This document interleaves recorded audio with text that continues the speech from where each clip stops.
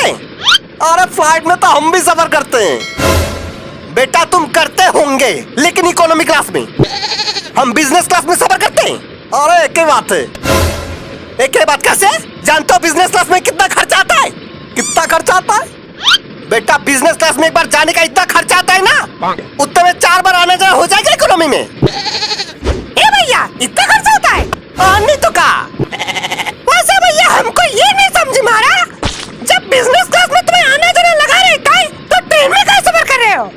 पैसे कम पड़ गए होंगे। बेटा तुम लोग हमको जानते नहीं हो ना, इसलिए ऐसा बोल रहे हो। हम जमींदार खानदान से बिलोंग करते हैं। अच्छा और नहीं तो का। गांव में सब छोटे सरकार करके बुलाते हैं हमको।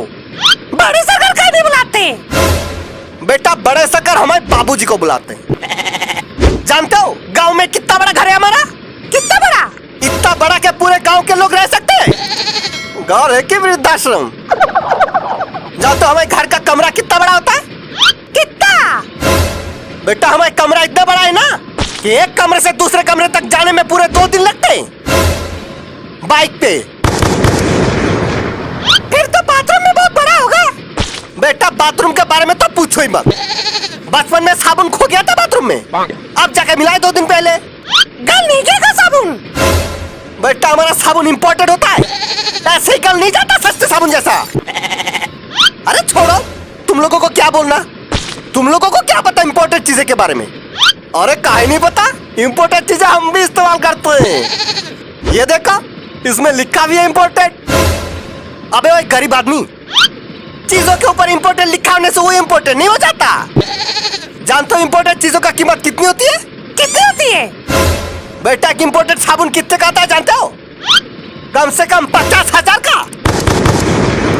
साबुन का सोना है। बेटा बहुत सही याद दिलाया तुमने, सोना। जानते हो हम किसके बर्तन में खाना खाते हैं? पड़ोसी के बर्तन में खाते होंगे। पड़ोसी के बर्तन में नहीं खाते हैं, सोने के बर्तन में खाते हैं। सोने का ग्लास, सोने का थाली, सोने का कटोरा, सब सोने का आता है हमारे घर में। हाँ तो चावल भी सोने का ही खा लेते हैं फिर। बेटा खा लेते नहीं, हम सोने का ही चावल खाते हैं। फिर तो टट्टी में भी सोना ही निकलता होगा।